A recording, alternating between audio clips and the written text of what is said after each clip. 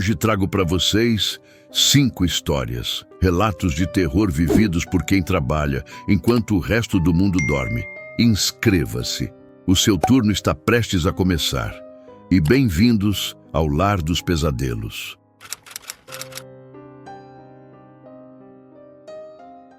Meu nome é Nelson e trabalho como vigia noturno num conjunto habitacional que nunca chegou a ser totalmente ocupado. Foram erguidos 6 blocos, mas só 3 têm moradores. O resto ficou no abandono depois que a construtora quebrou o contrato. O silêncio ali é tão pesado que dá para ouvir os fios de energia vibrando. Sempre achei que tinha me acostumado à solidão da madrugada. Mas desde que me mudaram para o turno da madrugada no Bloco B, o silêncio não é mais o mesmo. O Bloco B é o único interditado. Rachaduras nas paredes, infiltrações, elevador desativado. Mesmo assim, a administração manda a gente fazer ronda lá de hora em hora só para cumprir o protocolo.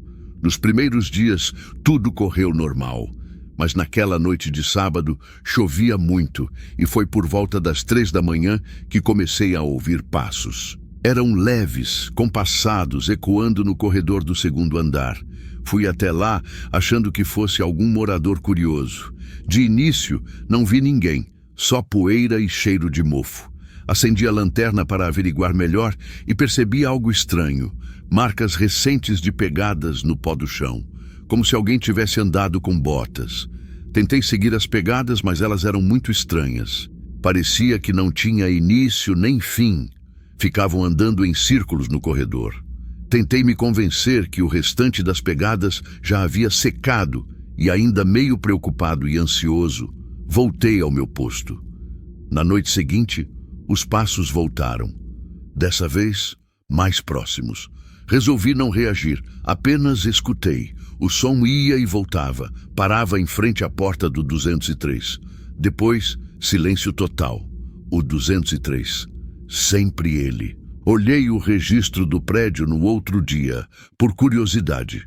O 203 foi o apartamento onde um antigo morador, seu Mauro, foi encontrado morto.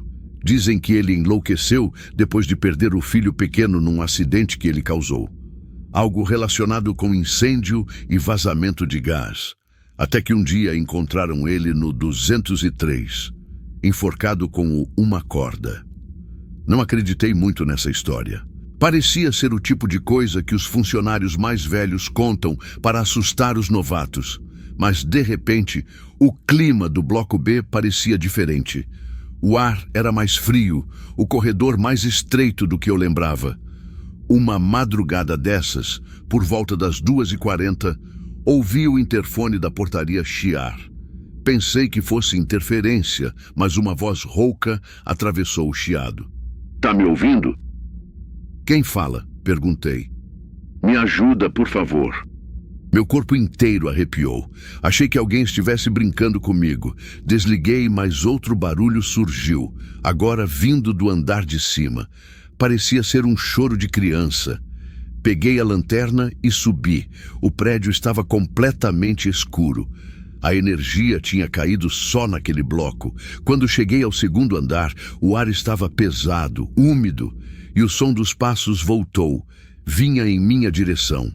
Iluminei o fim do corredor, e por um instante juro que vi a silhueta de um homem, parado, o rosto coberto pela sombra, e algo se movendo devagar ao redor do pescoço, como uma corda oscilando no ar. Dei 2 passos para trás. Pisando em falso, tropecei numa tábua solta. A lanterna caiu e apagou. Na escuridão, ouvi a voz dele bem perto. "Ajuda, meu filho, por favor. Eu não consegui fazer isso." Congelei. Não sabia nem como respondê-lo. Fiquei com medo de provocar uma reação agressiva do que quer que fosse aquilo. Então saí correndo, sem olhar para trás. Enquanto corria, senti pena daquela pobre alma perdida, implorando por ajuda. No dia seguinte, entreguei o uniforme e pedi demissão. A reação do meu gerente foi curiosa. Ele não me pareceu surpreso, nem questionou minha decisão. Talvez já esperasse que isso aconteceria. Cerca de um mês depois, ele me ligou. Disse que o novo vigia havia sumido. O rádio ficou chiando a madrugada inteira e o último registro de ronda mostrava o elevador parado no segundo andar do bloco B. Desde então, ninguém mais aceita o turno da madrugada naquele prédio. E dizem que, às vezes, o rádio da portaria ainda chia sozinho, por volta das 3 da manhã, pedindo ajuda para quem trabalha lá.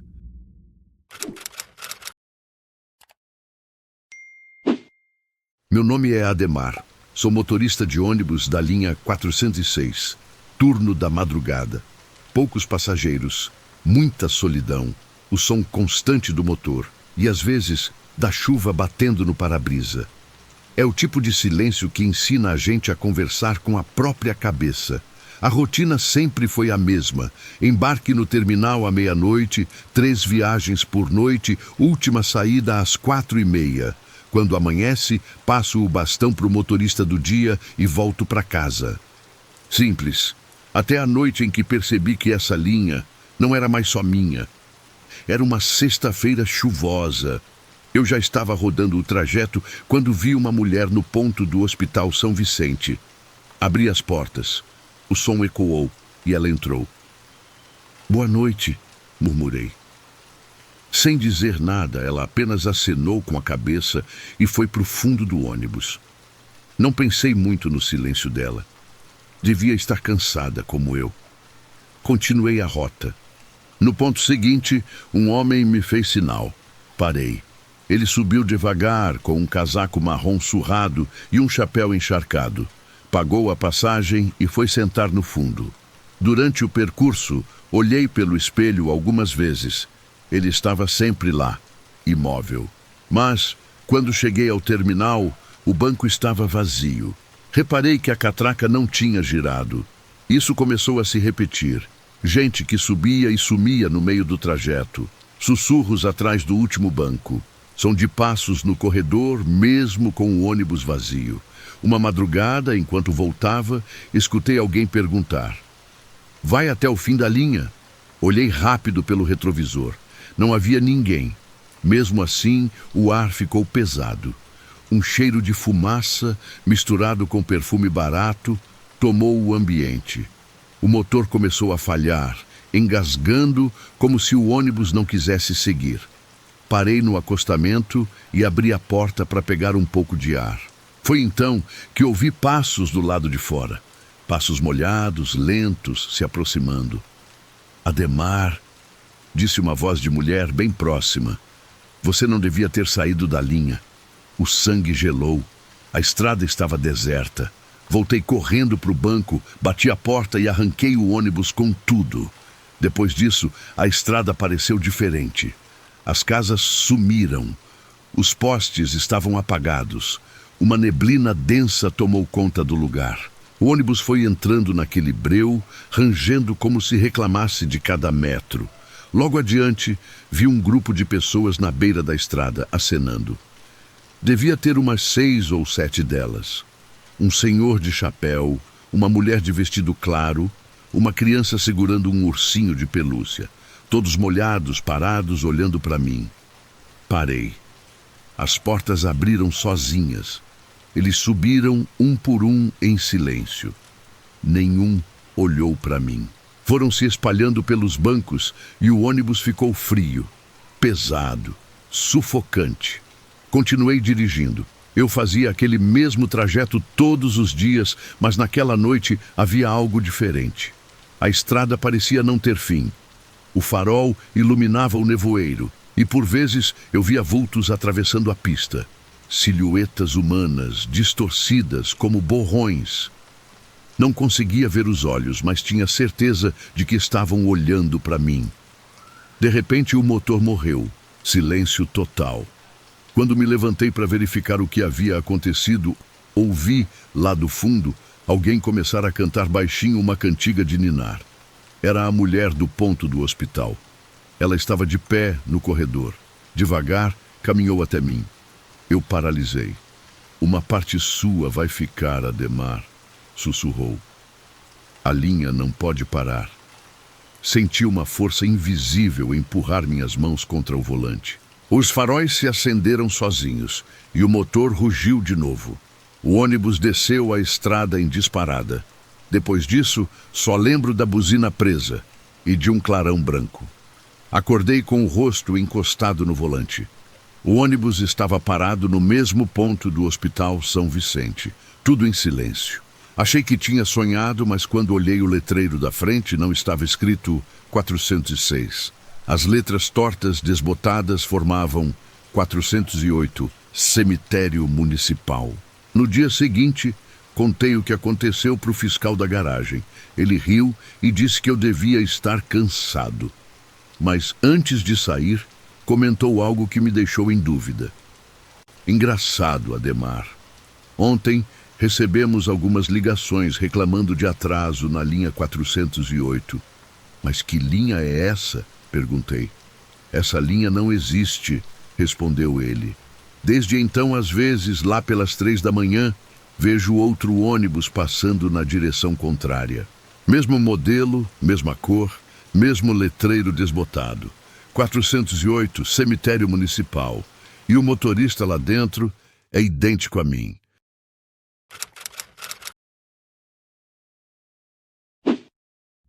Meu nome é Davi. Trabalho como operador de guincho. Atendo chamados 24 horas. Mas os melhores pagamentos são de madrugada, quando as seguradoras pagam taxa de urgência. Então, eu peguei esse nicho. Virei o cara que atende de noite. Enquanto todo mundo dorme, eu estou na estrada, rebocando carros quebrados, acidentados, abandonados. Já vi de tudo. Carros capotados, veículos pegando fogo. Já reboquei carros com manchas de sangue no banco, com marcas de tiro no vidro, com drogas escondidas no porta-malas que eu fingi não ver.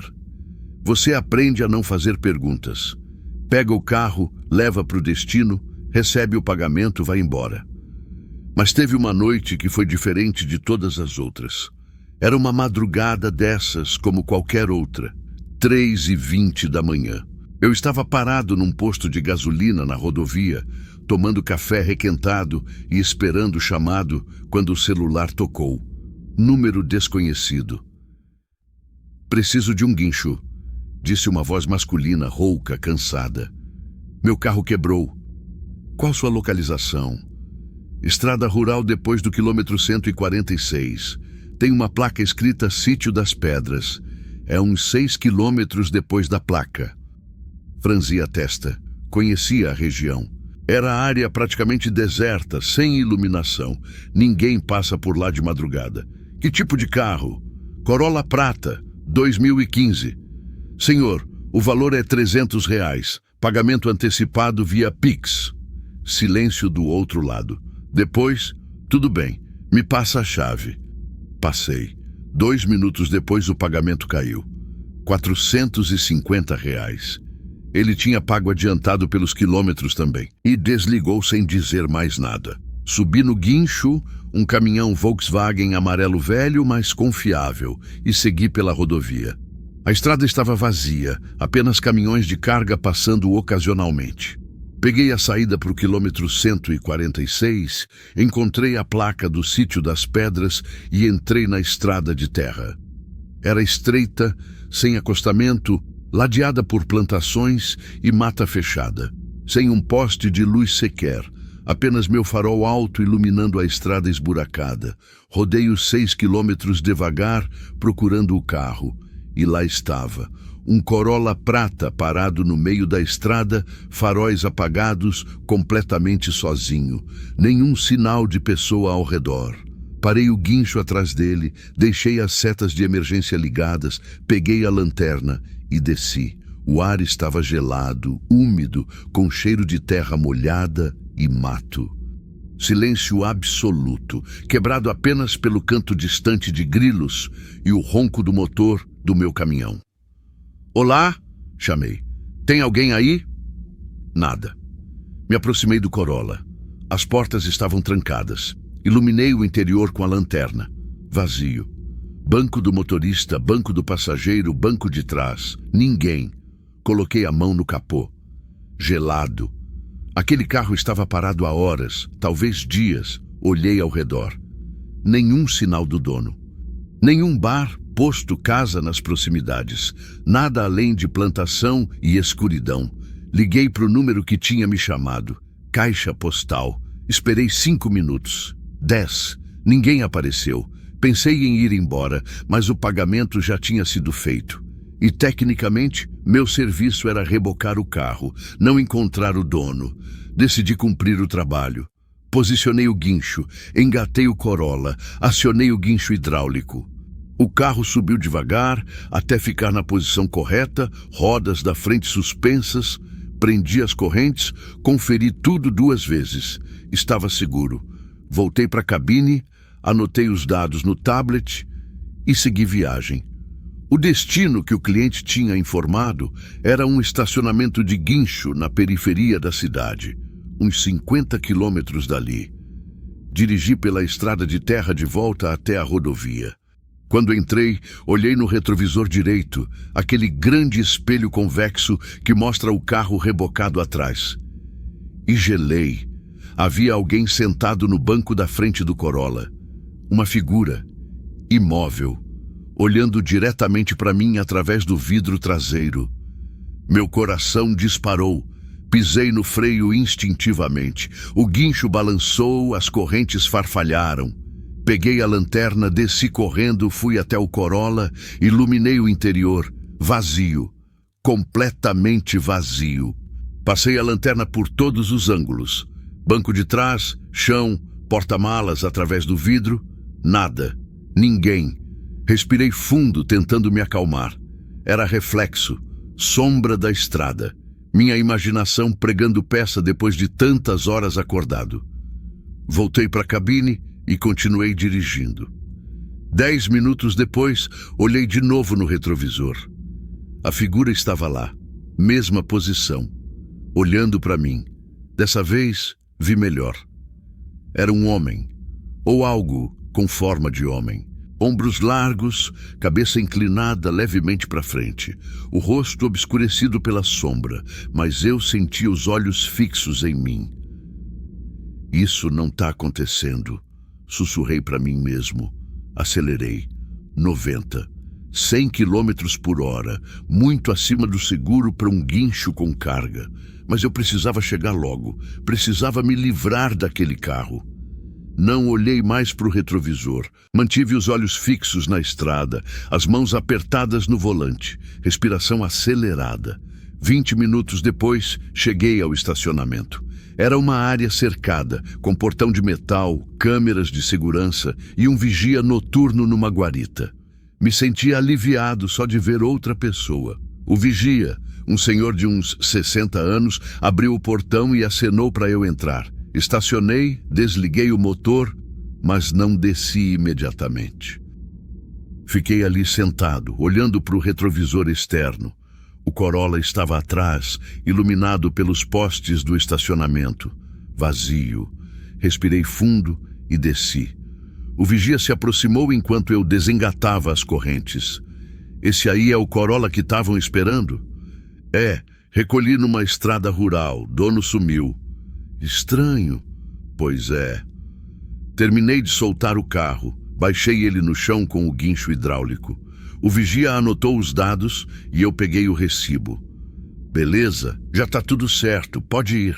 Comecei a caminhar de volta pro guincho quando ele me chamou.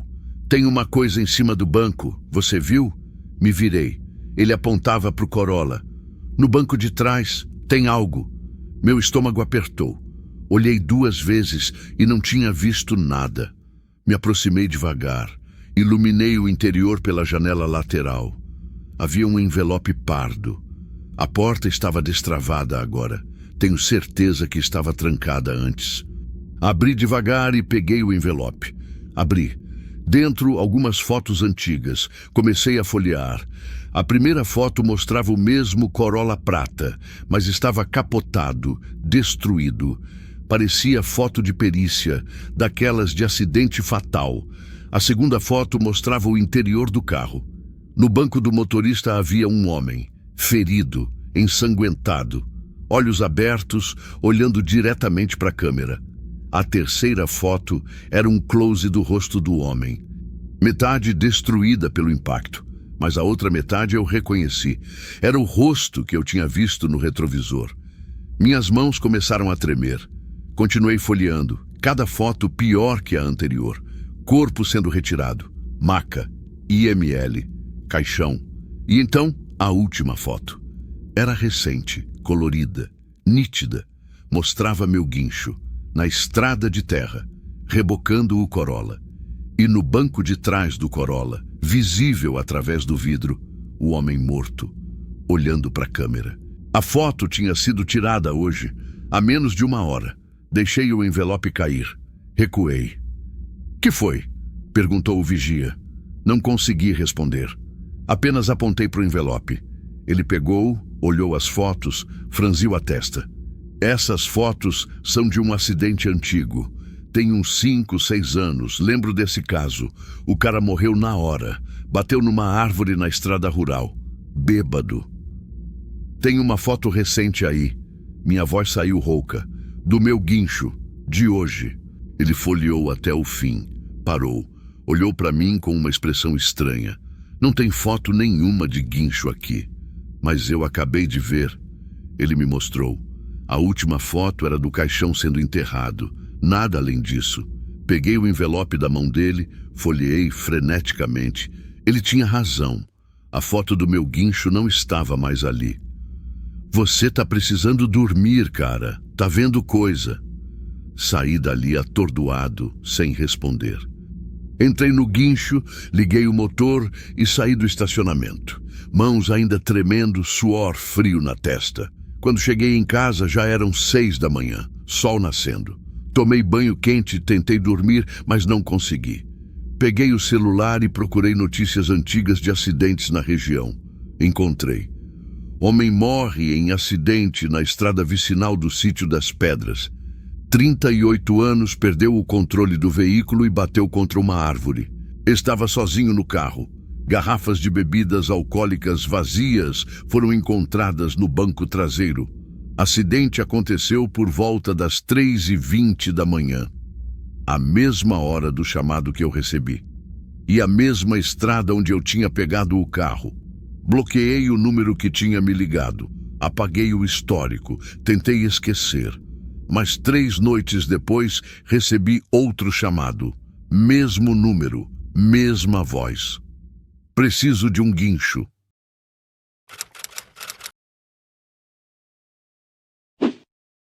Meu nome é Rodrigo, tenho 40 anos e trabalho como segurança patrimonial há 8 anos.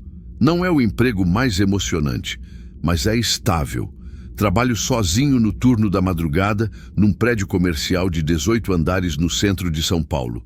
O edifício é daqueles antigos, construído nos anos 80, com fachada de vidro espelhado que durante o dia reflete a avenida inteira, mas de noite parece uma parede negra e opaca. Meu trabalho é simples: sentar na sala de segurança no térreo e monitorar 12 câmeras espalhadas pelos andares. A sala fica num canto escondido atrás da recepção, sem janelas, com paredes de concreto pintadas de cinza. A única luz vem das telas e de uma lâmpada fluorescente no teto que pisca de vez em quando. Também tenho que fazer rondas de 2 em 2 horas, anotar qualquer ocorrência. Basicamente, passar a noite inteira sem que nada aconteça. O prédio fica vazio depois das 8 da noite. Todas as empresas fecham, todo mundo vai embora e eu fico sozinho com o silêncio e as telas piscando na minha frente. Na segunda semana do mês de setembro, comecei a notar algo estranho. Eu estava revisando as gravações da noite anterior, como faço toda manhã antes de passar o plantão, quando vi. Na câmera do 12º andar, às 2h47 da manhã, aparecia uma figura, um homem. Parado no meio do corredor, de costas para a câmera, completamente imóvel. Franzi a testa. Não lembrava de ter visto ninguém durante minha ronda. Avancei a gravação. A figura ficou ali por exatos 3 minutos, depois desapareceu. Não saiu caminhando. Simplesmente desapareceu, como se tivesse virado fumaça. Achei que era falha técnica. Essas câmeras são antigas, às vezes dão problema. Mas na noite seguinte aconteceu de novo. Eu estava olhando as telas ao vivo quando, às 2h47, a câmera do 12º andar mostrou a mesma coisa. A mesma figura, mesmo lugar, mesma posição. Levantei imediatamente, peguei a lanterna e subi apressado. O elevador é daqueles velhos, com porta de metal sanfonada que faz um barulho terrível quando abre e fecha. Demorou uma eternidade. Quando cheguei ao 12º andar e as portas se abriram com um rangido metálico. Os corredores são todos iguais nesse prédio. Longos, estreitos, com piso de carpete que abafa os passos. A iluminação é aquela de sensor de presença. Então, quando chego, as lâmpadas vão acendendo em sequência, uma atrás da outra, criando sombras que se movem nas paredes. O corredor estava vazio, completamente vazio. Caminhei até o ponto exato onde a figura aparecia nas câmeras. Nada, nem sinal de ninguém. O silêncio era absoluto, quebrado apenas pelo zumbido das lâmpadas. Voltei para a sala de segurança e revisei a gravação. Lá estava eu, saindo do elevador às 2h53. Mas a figura tinha desaparecido às 2h50, 3 minutos antes de eu chegar. Durante a semana seguinte, a figura apareceu toda a noite, sempre no mesmo horário, sempre no mesmo lugar, sempre de costas. Na sexta-feira, decidi subir antes. Às 2h40, já estava no 12º andar, escondido atrás de uma coluna de concreto perto do elevador. A lanterna apagada, observando o corredor vazio banhado pela luz fria. Meu relógio marcou 2h47 e então ele apareceu. Simplesmente se materializou no meio do corredor. Não veio de lugar nenhum, só estava lá de repente. Um homem de terno escuro, cabelo curto, mãos nos bolsos. Parado no meio do corredor, imóvel como estátua. Meu coração disparou. Segurei a respiração. A luz das lâmpadas piscou uma vez, depois voltou ao normal. A figura ficou ali por 1 minuto, 2. Então ele fez algo diferente. Ele lentamente começou a se virar. Recuei fechando os olhos por instinto, não sei porquê. Algum instinto primitivo me dizendo para não olhar, e quando abri os olhos de novo, ele tinha sumido. O corredor estava vazio de novo, apenas o carpete gasto e as portas fechadas me olhando de volta. Voltei correndo para a sala de segurança, meus passos ecoando no saguão de mármore vazio. Precisava ver a gravação, precisava entender. Sentei na cadeira que rangeu alto demais no silêncio. Rebobinei. Às 2h47, a figura apareceu no corredor da câmera número 8, exatamente como eu tinha visto. Mas dessa vez, a câmera capturou quando ele se virou. O rosto. Era o meu rosto. Eu estava olhando para mim mesmo na tela granulada. A figura no corredor era eu. Mesma altura, mesmo corpo, mesmo uniforme azul marinho com o emblema da empresa no peito. Mas a expressão estava errada. Vazia, os olhos mortos, sem brilho. E então, na gravação, aquela versão de mim olhou diretamente para a câmera e sorriu. Minha mão tremia enquanto pausava a imagem. Aquele não era meu sorriso. Eu nunca sorria daquele jeito. Era largo demais, forçado demais, como algo tentando imitar um sorriso humano sem entender completamente o que é. Continuei assistindo. A figura, eu, começou a andar, em direção à câmera. Cada vez mais próximo, os passos silenciosos no carpete. Até que encheu todo o quadro, o rosto colado na lente, aquele sorriso horrível, ocupando toda a tela, e então desapareceu num borrão de estática. Olhei o horário da gravação. 2h50. Olhei meu relógio. 2h52. Mas eu estava na sala de segurança agora. Eu tinha descido, tinha visto a gravação e antes que pudesse raciocinar, a porta de metal da sala se abriu atrás de mim com um rangido. Me virei devagar na cadeira. Eu estava parado na entrada, ou algo que parecia exatamente comigo. Mesmo uniforme, mesmo rosto, mesma postura. Mas aquele sorriso errado. A luz fluorescente piscou acima dele. lançando sombras estranhas no seu rosto. Você não devia ter subido, ele disse com minha voz. Agora você viu, e uma vez que você vê, não tem mais volta. O que você é? Perguntei. Sou você, ou vou ser. Ainda não aconteceu, mas vai acontecer. Daqui 3 semanas, você vai estar fazendo a ronda, vai passar mal no 12º andar, ataque cardíaco, vão te encontrar de manhã, duro e frio. Minha respiração ficou presa na garganta.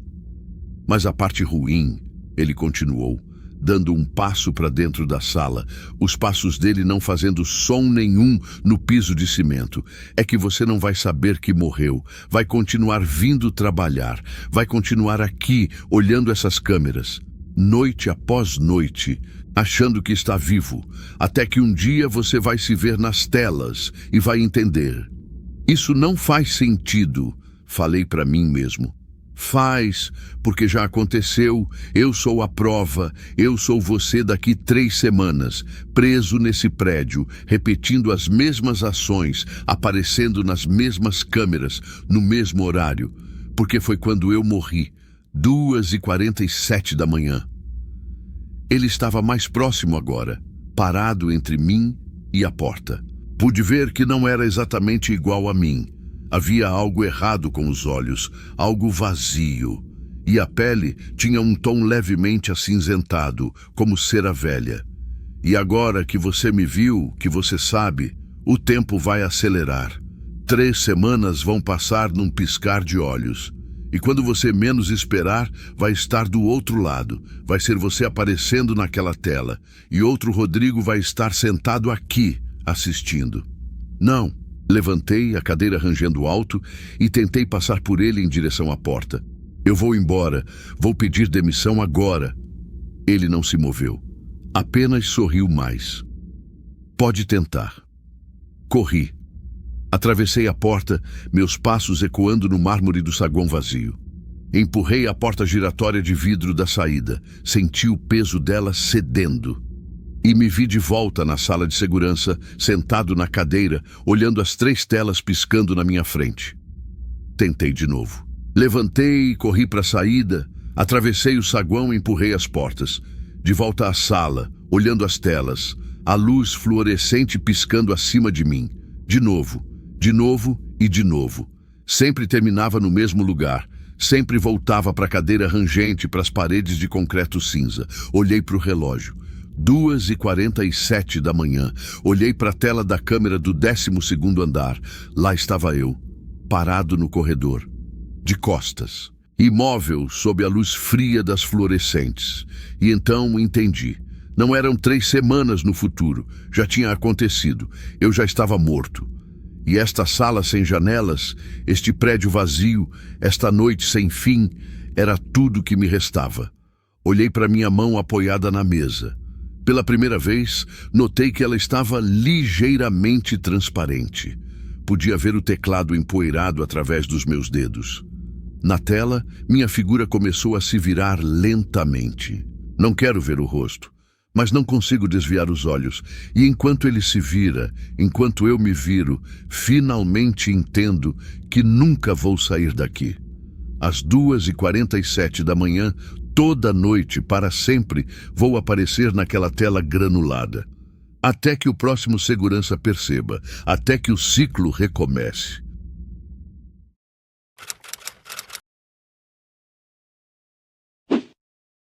Meu nome é Lucas. Até pouco tempo, eu trabalhava como mecânico em uma oficina pequena no interior.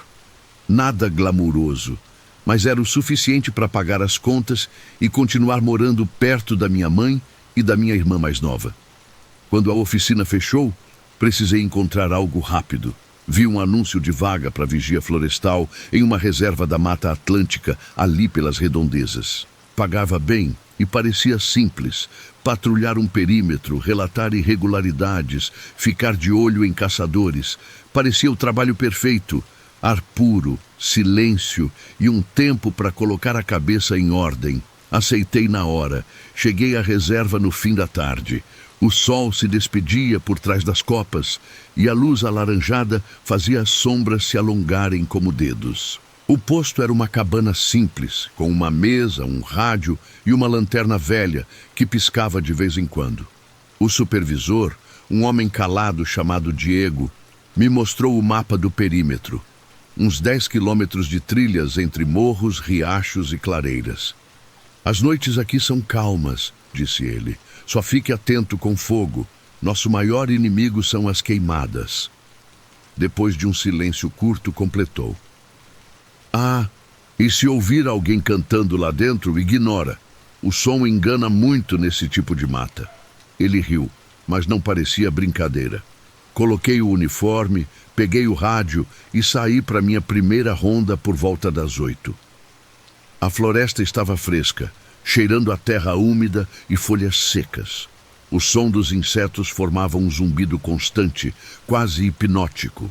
Caminhei pela trilha com a lanterna em punho, sentindo aquela mistura de curiosidade e alerta que vem quando a gente pisa em território desconhecido. A cada passo, o chão parecia amortecer o som das botas, como se a mata engolisse o ruído. Depois de um tempo, notei algo estranho. O rádio no meu cinto chiou, emitindo um ruído que não parecia interferência. Soava como uma voz sussurrando rápido, baixo demais para entender.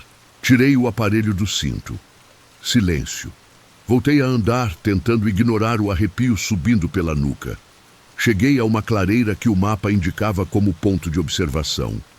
Era um espaço amplo, cercado por árvores antigas com troncos grossos e raízes saltando do chão como veias. O ar ali era diferente, mais frio, parado e com um cheiro leve de fumaça. Me agachei para tocar o solo e senti algo seco, queimado, cinza recente. Foi quando vi o brilho. Entre as árvores, lá adiante, algo cintilava em tom alaranjado. Por um instante achei que fosse fogo. Me aproximei devagar, o coração acelerando. Aos poucos, a clareira seguinte se revelou, e no centro dela havia 5 chamas baixas, formando uma estrela de 5 pontas. O calor fazia o ar ondular e o cheiro de madeira queimada se misturava a outro mais ácido, como carne ou ferro quente. Em volta das chamas, 4 figuras encapuzadas se moviam devagar. Os mantos escuros se misturavam à noite, e sob o capuz, nada, nenhum rosto, só sombra. Elas andavam em círculo, murmurando um canto rouco, quase subterrâneo. Não era língua alguma que eu reconhecesse. Parecia vir debaixo da terra. Eu me agachei atrás de um tronco caído, tentando entender o que via. Por um momento, quis acreditar que fosse uma brincadeira, algum grupo fazendo um ritual simbólico qualquer. Mas o ar ao redor delas parecia pesado, vibrando em ondas, como se a floresta segurasse o fôlego. Minha lanterna piscou 2 vezes e apagou. Foi nesse instante que senti o cheiro de fumaça atrás de mim. Virei devagar. A menos de 2 metros, alguém ou algo estava de pé. Uma 5ª figura. Mais alta, o capuz projetando uma sombra impossível. Sob ele nada refletia a luz, como se o escuro fosse sólido.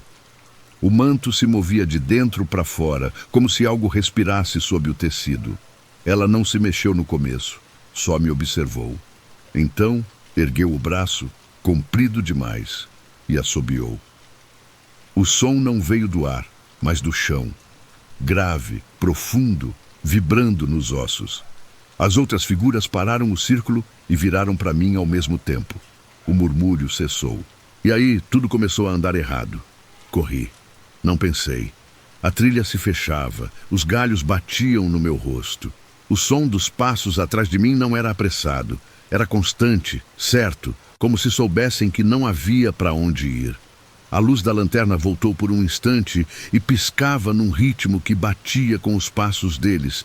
Eu reconhecia as mesmas árvores, as mesmas pedras. Era como correr dentro de um círculo invisível, até que vi a cabana. Entrei cambaleando, trancando a porta com as mãos tremendo. Peguei o rádio gaguejando.